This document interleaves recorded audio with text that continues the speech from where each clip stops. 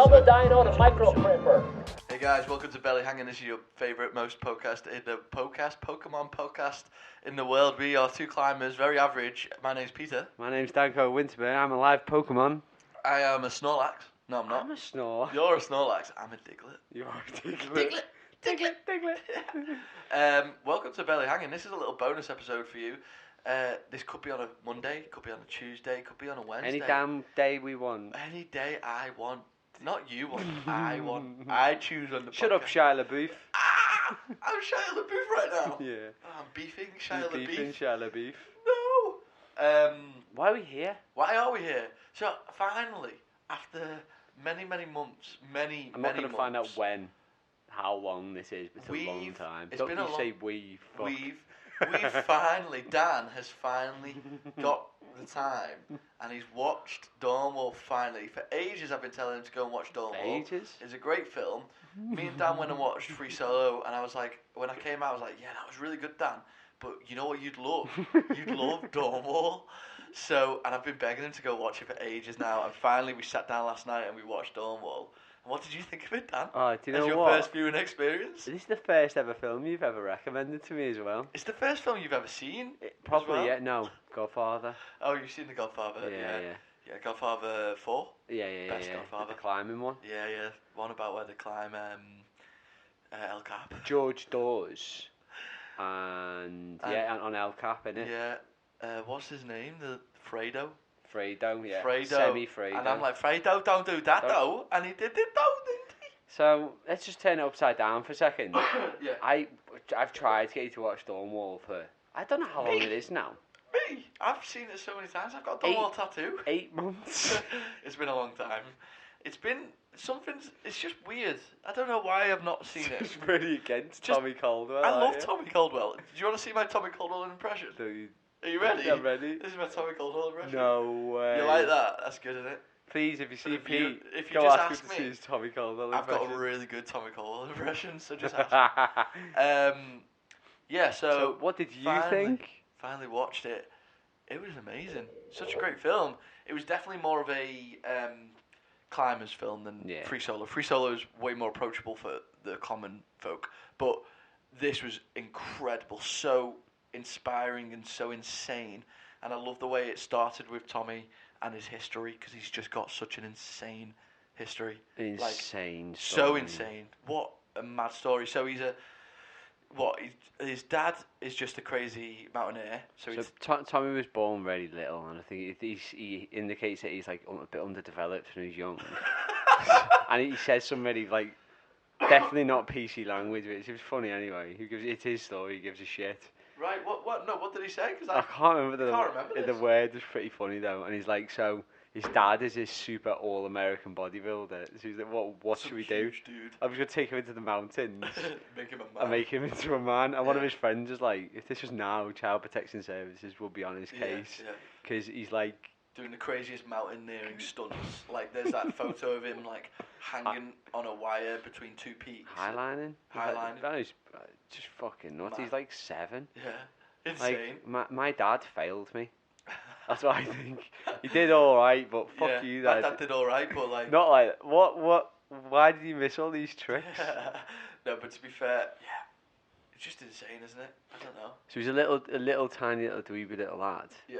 That became freakishly strong and trained his entire life, and the story is such. You just found a crack glove. I just found Dan's crack glove. It's kind of like just an old piece of tape.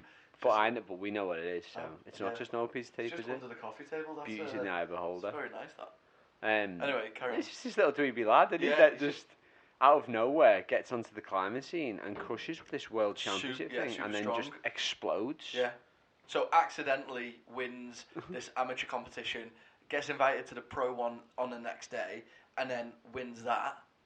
So 15 or 16? As an unknown climber, just very strong. And then, that's his breakout onto the climbing scene. Then he goes, gets sponsorships and all that, and then he does this crazy trip to, not Kazakhstan, it's Kyrgyzstan. Kyrgyzstan. Gets kidnapped by militia but like with 3 other climbers who were all kids. Yeah. Oh no, they started getting first. It started On with a him portal talking about edge. being shot at on a portal edge. So that's when you camp on the side of a cliff, like on the tents that's on the like the side of a cliff, and they're just getting shot at when they're like just in their tents. That must be the scariest experience in the world. So Spoilers ahead. So oh yeah, sorry, just did not. So just If you don't watch it, which you should have by but now. it's going to if be you're not called Peter. Dawnwall Review. So, and I might put like capital spoilers in it. Massive spoilers. Massive spoilers. But also just Oh, stop being a pussy, audience. Just deal with it. Get I mean, over it. you should have watched it by now. I watched it as soon as it came out. Did, yeah, so you're a real committed fan. Yeah, Tommy Caldwell's yeah. cause. I love Tommy Caldwell. He's great. No, he's an insane fellow, isn't he? So as the story goes on, I didn't know the military bit. I knew about his fucking finger. Yeah, because you see him. You see him climbing, he's got no fucking finger. But then he's like, so him and his little buddies are kidnapped by militia. Yeah. Effectively dragged around, threatened with guns, forced to hide from an army force. Hiking around the mountains for days and days.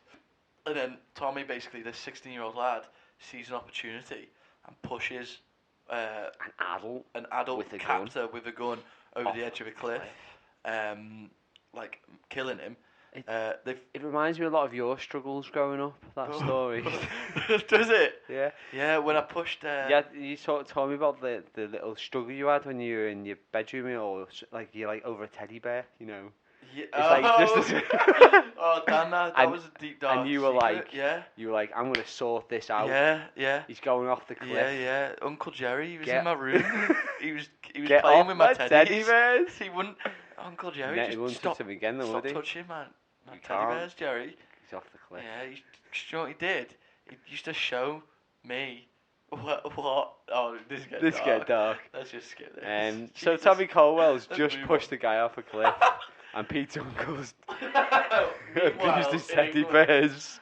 And it's exactly the same as Tommy Caldwell's struggle. Yeah. So, then they get rescued. Then he becomes like an all-American hero with his little buddies paraded There's a around. weird bit in the film, isn't there, where he's just being carted around all these American TV shows, and he's so weird. and it's so everyone that I've talked to that's watched it has had the same bit where they're like, it's so weird. That's not therapy. No, they're on It's like the he's on opposite morning of TV, and like the hosts What are was it like dead when you engaged. killed the yeah, guy? it's like you're effectively a murderer. Someone says something like Yeah, that. like it's just so intense. So American. Yeah, it is very Americanized. Yeah. But yeah, so he does that. Then he becomes super strong, gets married, has a perfect little life in Yosemite, builds a wardrobe badly because he thinks it'd be better With his without- fingers in it? with one finger in it. So he cuts off his finger to put in the wardrobe. No, he basically sawed off his finger, building a wardrobe, Purposefully. which is just insane. I think it's all purposeful. Yeah, and then that was like a shocking moment where he thought his whole climbing career was going to be over. He didn't. No, he didn't. The doctor The doctor did. did, and Then he was like, fuck you, doctor. yeah, and then he got stronger, Better. way better. And then there's all these crazy. There's just lots of crazy footage of him at first climbing with no finger, like doing these crazy finger cracks and dynoing to like he dynoed to that crack. Missing a type of thing, finger, didn't he? and you can see the gap. But the worst bit is when Oh, yeah. he's trying to train the nerve endings in his finger. So he's training his nubbin. And he's just shoving it into Jars of rocks. stuff. Yeah, just all It's sorts so of jars. fucking He's got grim. hundreds of jars, and he's just like mashing it into peas, mashing it into grass, mashing it into the dirt, just to make it like train his finger to feel again. I think a lot of people would want to compare the film to like Free Solo and balance it off that, but I'd much prefer to like understand it against something like The Godfather. Yeah, me too. Like it's a very easy thing to say. Oh, should we compare this with Free Solo? Yeah, well, it's such an easy comparison because there's a Easy wall comparison. and there's climbing. Yeah. But it's a much harder exercise to compare it to The Godfather. Yeah. But more rewarding at the same time. Part of me thinks Donnie Darko-esque. Donnie Darko, wow, that's a Yeah. deep pull. I've not seen Donnie Darko in I haven't. ages. You know my favourite bit about Donnie Darko? That rabbit, Yeah, Frank. the big long, the snaky thing. You know, it's like translucent and it's like. The wormhole. Is that what it is? It's a wormhole, isn't it? Very weird film, Donnie Darko. Danny Yeah, Darko. it was, but Danny Dyer. Danny Dyer. Danny Dyer's Darko. Danny Dyer in Football Factory. Very similar Shut to it, you Dornwall. Shut it, you slag. Get off that wall. Get off. Tommy, get down. So if you, I'd make there's massive correlations to Football Factory, like the football hooliganism of the 70s, 80s and 90s and Dornwall, but also like the time travel aspects in Donnie Darko. Yeah. Really similar. This is just insane. The struggles that Tommy Caldwell. So what's Dornwall about?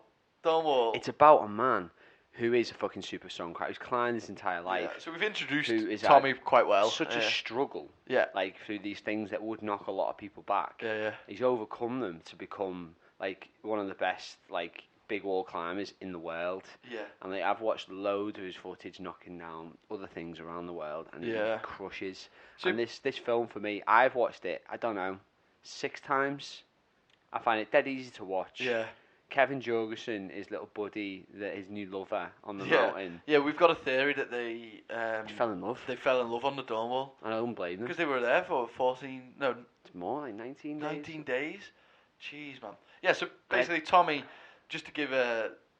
So El Cap in Yosemite Valley, one of the biggest walls in the world, one of the most grandiose sort of climbing, the pinnacle of climbing, multi-pitch sport climbing.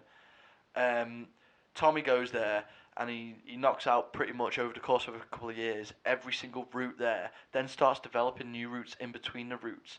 And then there's this one section of the wall called the Dawn Wall where the sun hits first. That's why it's called the Dawn Wall. And as the sun rises, that's what it hits first. And it's just not climbed at all because it's sheer, just glass. He explains it as, which just means it's basically, there's not many holds on it. There's no big cracks or features or any clear apparent way to climb it. And basically he spends how many years, 4 or 5 years of his life developing a route up it. Just spending ages and ages up there. But it's so interesting, the whole thing about he was doing it to get away from his divorce, just to get out of his head and to cope with it. It's just so deep. It shows what it takes for some people to do great things. Yeah, I've got to find a woman. I've got to marry them. Captured, spend a lot of time lose a finger, get married. Yeah. But the same person you marry, you've got to be captured with and face all these adversities with. I've got so much to do. Then you both try, but you fail. Yeah. And then she finds someone else, but you fall in love with the wall. Yeah. And it could be anything. It could Pecs. It could just the Pisa wall, and you're swinging around that for days trying to find new holds. New holds. Well, talking about Pecs Hill, genuinely though, because I asked the guy yesterday, just reading up on it. I'd love reading it on UKC, just about the descriptions of every climb there and stuff. It's just so much fun because you know the place. Tommy Caldwell couldn't do Pecs Hill. Nah, no way. No way. No way. He's not got a finger.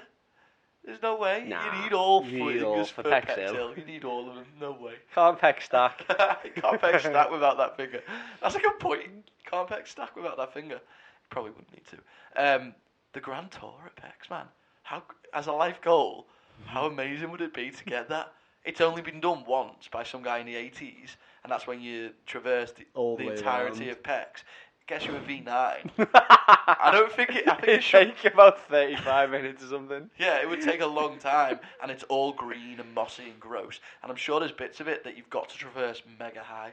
Yeah, 100%. Really high ball traversing. The Lady Jane Wall traverse on the last section. Yeah, is that's fucking high. Ruthless. Oh my god.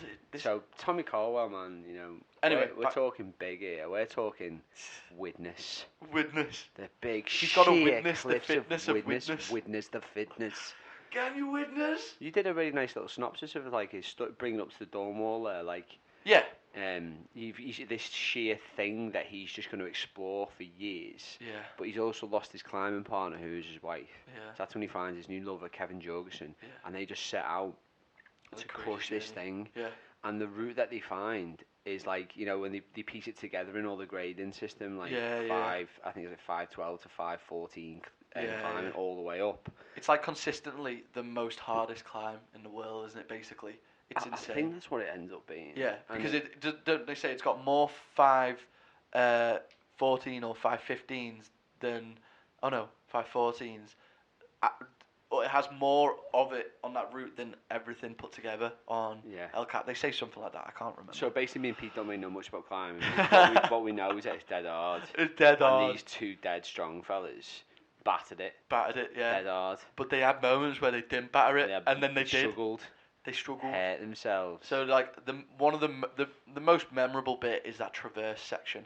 That's the thing that stopped. It's like both of them in the track for a bit. Yeah. Tommy not that long. So yeah, they both were just struggling on this one long traverse. It's like the highest grade on the wall, or amongst the highest grade, but because it's a traverse, it's a little bit difficult. And it's those just micro weird. Movements, micro adjustments. Yeah, it's like like micro beta, isn't it? It's like he explains where he's holding a hold, so he knows every ripple of like certain holds, and he knows that if his thumb is out a millimeter, he's not on that tiny ripple, and he won't be able to get the purchase he needs to rock over or whatever.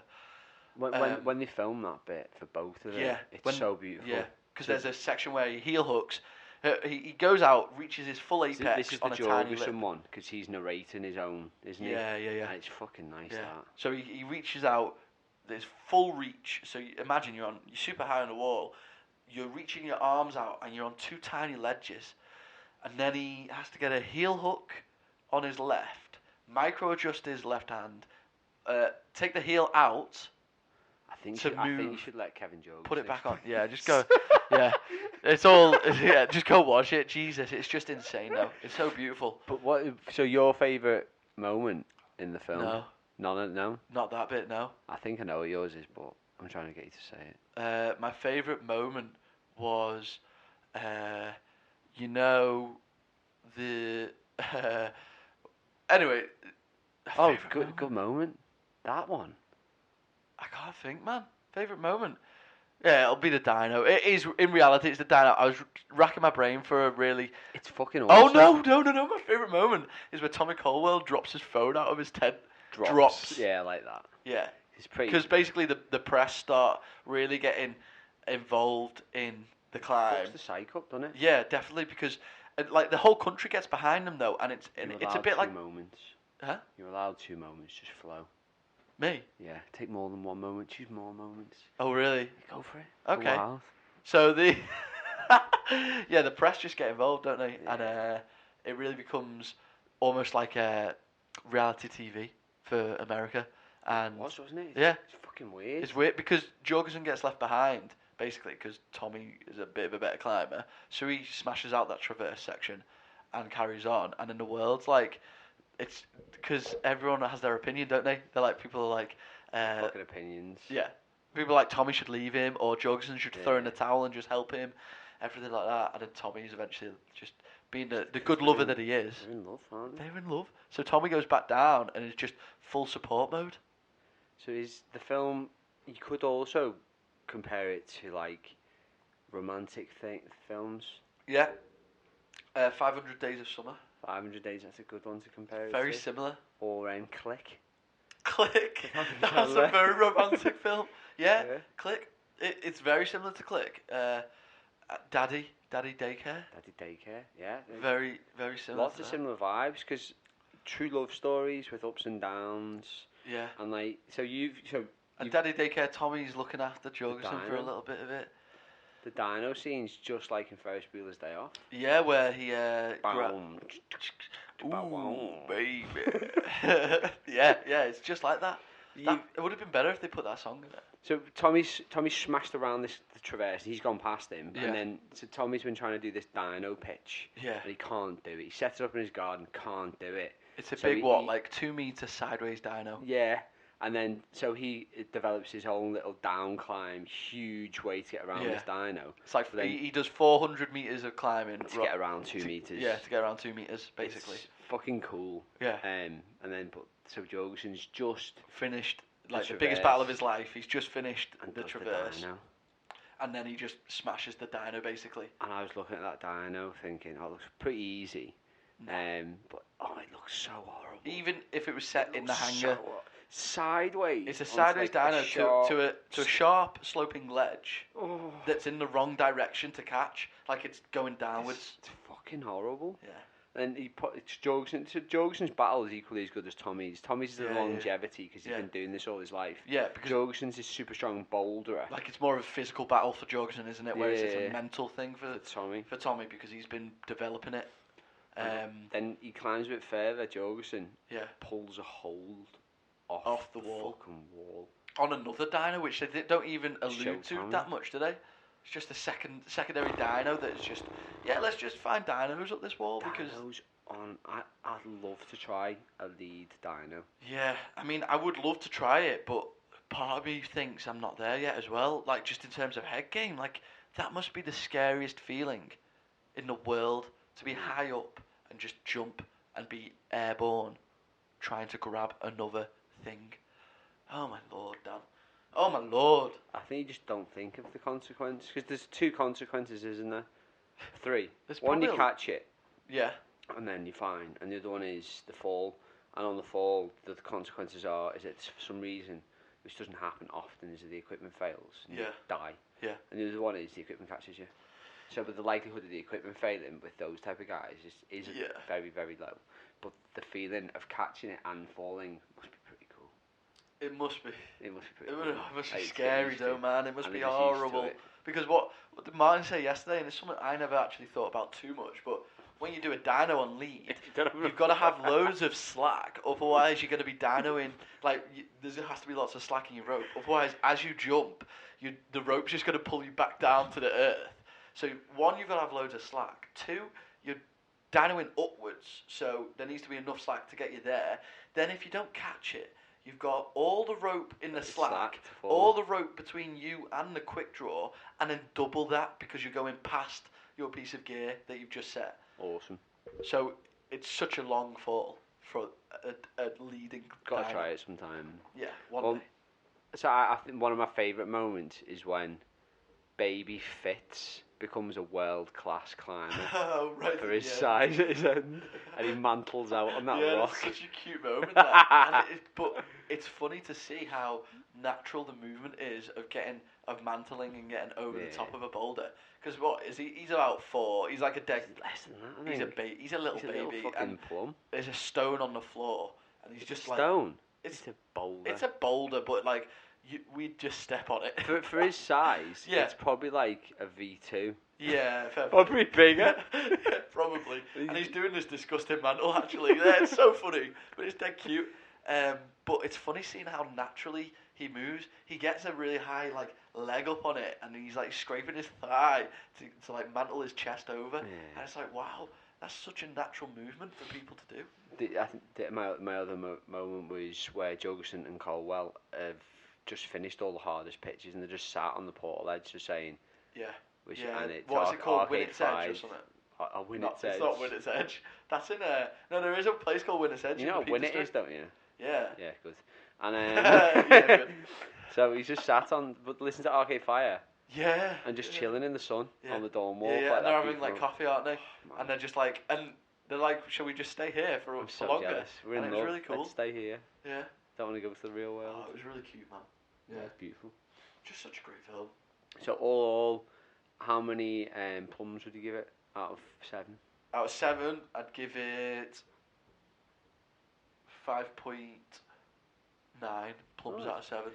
It's Pretty high. good. It's Plum high. rating is like high. it's a harsh critic. The plum rating, so 5.9 out of 7.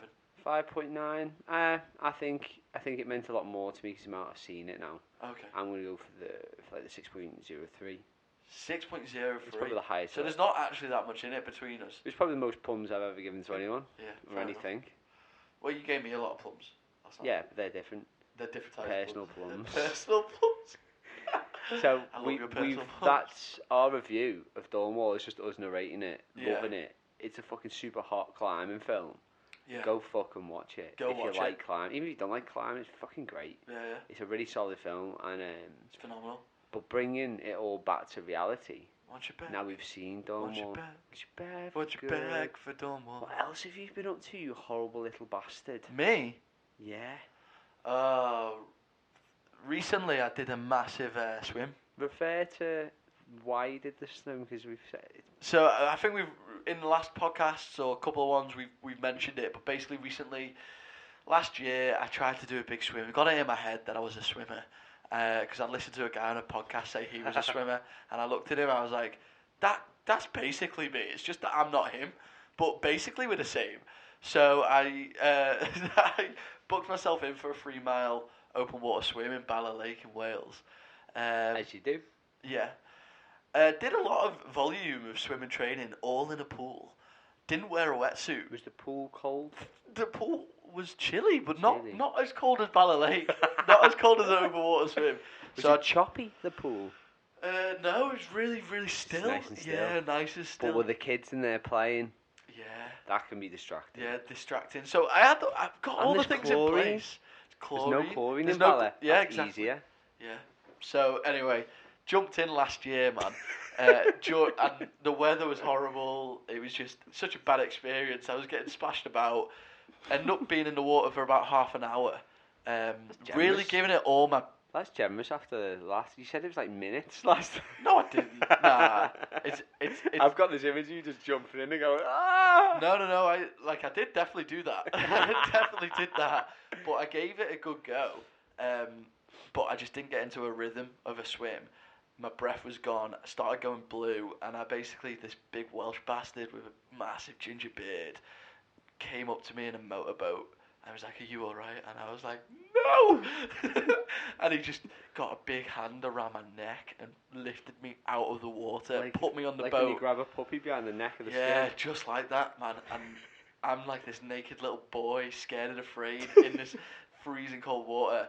And basically, I failed, and it ate at me all year. Or definitely it ate at me for a good week afterwards. And then it's been in the back of my mind all year. So I booked it again this year. Did more open water training. Didn't do as much training, How though. much open water training is open water training to you? I went out twice in the docks. Yeah. Yeah. For how long? Maybe 40 minutes both times. How far did you swim? A kilometre and a half each time. How many kilometres is the race in Bala? 5. Yeah, so it's 3 and a bit times that. Yeah. So this is the weird thing about you.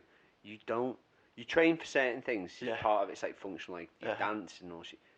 You didn't train for the swim, did. Pete. No, I did. I trained in a lot of ways. You Preparation, trained more visualization, than you would for anything. physicalization, and This is not. I'm not bouldering. I trying did to a lot of beat. bouldering. I'm not trying to beat people No. up here. It's just that he's this weird, phenomenal human being Yeah. that didn't really train. No, I just got more You experience. got really good at climbing in preparation for your swimming. I know that much. Yeah, yeah. I know that. You did a really big run in preparation for your swim. That was cool. Yeah, yeah. You did loads of break dancing. Yeah, loads That's of really that. Yeah, helpful. yeah. And you breathe all the time. Yeah. I do a lot of breathing for most of the time. I breathe actually, almost all the time. Yeah, when I think about He's it. so good at it. Yeah, I'm getting there one day, man. Yeah. So just did a big swim and smashed it basically. The key difference was last year You I smashed it. What does that mean? I won. I came first. Yeah. That's what it meant. So how many people swimming, Pete? There was like 30 of us. Just 30 casual. 30. And some of these are like, they're adults who really do this. as Yeah, a they thing, do it don't they? seriously. 'Cause we were on the boat. We were on the bus on the way to the other. So you start at the finish line. That's where you get all the briefing done, like the cafe end of the lake, and then you all jump on a bus and it takes you to the other end, and then you swim the full lake back to the start basically. And that bus journey is horrible because it's a winding road that is like the lake is about 3 miles long, but the road must be like 5 to 6 miles long because there's loads of corners. So that bus journey takes about 10-15 minutes, and you're just looking at the lake and you're like, it doesn't end. This lake just keeps going the entire time. And I'm shitting one this year. Like I was definitely the most scared and anxious there. Really scared. The weather was not enough. Well, weather doesn't really matter. It was windy a little bit, but it was just stormy. Like it was raining all day. It's just bad weather. And I'm in there. I'm in the bus, just already shivering, and it's boiling in the bus as well. But already anticipating how cold it's going to be. And that was the main thing I was scared about, because last year that's why I got pulled out. It's just being insanely cold. And all the guys are talking about how easy this is going to be and how it's just like a warm-up swim for them, because a lot of them are doing the channel next year. So they've been training a long time, and they're doing like a few of them were doing the channel relay, and one guy was doing a channel solo. So relay is where like a whole team of like 4 or 5 people do it together in relay. Obviously solos, yeah, probably not needed to explain it, but anyway, so we get... That was our CBBC listeners, just explain. But to cut a long story short, we get out, and I put on my swimming goggles, I'm shit one. Are you speaking to anyone? Are you like No, you're focused? I'm shit scared. I didn't talk focused. No, not focused. Focused on my own fear, genuinely. Like, so scared, man. I've never been that... I felt so vulnerable, because it really, just all by myself, everyone around me is buzzing for this swim that's apparently going to be easy. Meanwhile, I'm just shitting one for the cold, basically. And then this year, just jumped in and found my rhythm, got in, started in the middle group. You get separated into speeds. So when I signed up, I put a certain speed in for my average swim. Clearly I was wrong with that speed, because I ended up moving up groups. But I got put in the middle group, so I set off. You all set off at a very similar time. There's about 30, there's like a minute to 30 seconds in between. But there's the pink group, green group, blue group. Green is the middle and pink is the highest. So I start with the green group. Within 5 minutes, I get into my rhythm, join the pink group. Within another minute, I'm leading the pink group. So I'm ahead, man, like by a long way. I stop, look around, I can't see anyone, because like when you bob in water, your head's just like less than a foot out of the water. Yeah. I can't see any safety kayakers or anything anymore. And then, so I just carry on swimming. Then this guy comes up to me in a kayak and he's like, "You have to stop. It's unsafe for you to be this far ahead, because I can't watch you and the pink pod. So I have to stop and tread water and wait for the next swimmer to catch up, which takes maybe a minute, 2 minutes, like a long time. And then he says, "You can keep going now." Basically, I have to stop 3 more times to wait for people. And then I basically just smash it, come first, come out of the water, my head's in pieces, like my neck hurts, my face is disgusting. Go on my Instagram, look at my face. My goggles were so tight and I'd absorbed so much water in my face. Just got out of the water, got given a hot chocolate straight away. And then so it was a really nice moment with both the big Welsh bastard that pulled me out, him and the organizer last year. So they were really nice to me when I failed last year, and they were like just being really supportive and like, "Oh, you'll come back next year, get it," and just being really nice. So I had a proper chat with them, and he was like, Leon, the guy that runs it, he was like, "Man, what a year! Like, what a difference a year makes." And I was like, "Yeah, I guess." Like, I did a lot of training, guys. Like, yeah, I guess. And then I just thanked both of them, shook their hand, and I went home. Went to Bala, basically the Bala version of Pete's Eats, and had a big Bala breakfast. It was amazing. Such a crazy experience, man.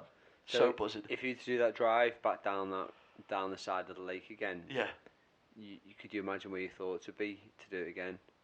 Would you be going up to the lake thinking, go to the lead kayaker and go, I need my own kayaker now? Yeah. Well, you know what? I'm not scared of it at all anymore. Cool, I'm really not scared. Like, if we were driving down it, I'd be like, "I swam that," and like, if you wanted me to swim it today, just to show you that I could, I'd do that. What about wetsuitless?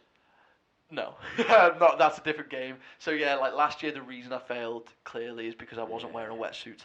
This year, I chucked on a wetsuit. Basically, I was just a stupid teenage idiot, and I didn't realise. No, you're ballsy, man. The difference between but it's the same. It's not just the difference between running without a coat and running with a coat or something like that. Like, it's the difference more between doing an ultramarathon with running shoes on and doing an ultramarathon with no shoes on. That's the sort of massive difference it is between swimming with and without a wetsuit in cold water. It's so necessary, and you can't just tough it out with no wetsuit. You need to be cold water exposure training over and over and over again for years. Like, it's a big thing they call it the ice mile, which is, it's not a swim in ice, but it's a big cold water swim in, I think it's in Llanberis, it's in Snowdonia somewhere. I think some of the coldest lakes are up there. Yeah, so. And it's basically just doing a mile swim in the cold, but people train for that for ages, and they've on their big, like, they're called dry robes, like massive sort of towel robe things. People have this ice mile badge in it, which is like if they wear it with pride. These like people that You are in want the one, open don't water you? swimming thing community. You want one? No, not right now. Anyway, maybe one day, but not right now. I am ready to be all climber now. I think we should put some serious time into thinking about Scamps uniforms. Yeah. For the scamps, we need to get scamping first. We've not been Get scamping in a some while. Scamping, but like a swimming badge. Yes, that's so funny. We could have a swimming badge. Ornithology badge. Yeah. No climber related badges. Bird or, watching or, badge. or like bouldering or like Yeah. anything hiking, just all like. So people, Cookery for the badge. people that aren't in the know, the scamps are a little crew of individuals that just love scamping around in the mountains. We're kind of like an adult version of the. I want to say that British group of like children that go off into the woods. Yeah. Like the scouts or something. But No, it's not more scouts. like. It's not definitely not scouts. More What's like it the called? Rugrats. Yeah, Rugrats. Adult Rugrats. Yeah, Rugrats. So I'm Tommy the bald one. You're Chucky the ginger one. Am I? I'm Chucky the ginger one. Yeah. I don't mind that. You know what? Chucky, on the Rugrats video game on the PlayStation 2, Chucky's side mission, he had Yeah. this cool karate game where he'd kick Oh, wow. like little wooden planks down. Wouldn't And that was expect the that most from fun him. one, so I don't mind that. I don't mind that either. But Chucky was definitely the most... he had the lowest IQ out of everyone. Yeah. Definitely, but I don't Yeah, mind. That's fine. That's Yeah. fine. We don't all need IQs. Like, leave that to someone with a lot of IQ. I don't need that much IQ. I don't need words. That is the karate kicks. Oh, man. So Right. man, you smashed life. Yeah, like, really buzzing. Like, it was really cool. I had, like, a good few days with a lot of, like, endorphins and high energy and just very proud of myself. And then now it's a bit like, right, what's next? Sort of, like, in a little way, like, what climbing thing are we going to do? What's the big thing? We need to choose something and go and do it. So, Let's do it. yeah, let's do it. I'm thinking 7A. Anyway.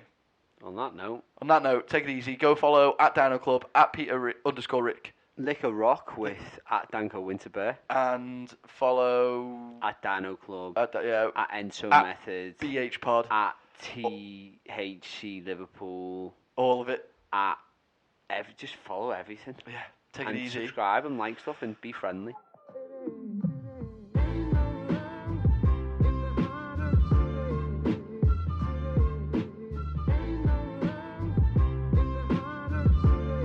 Double dyno to micro crimper.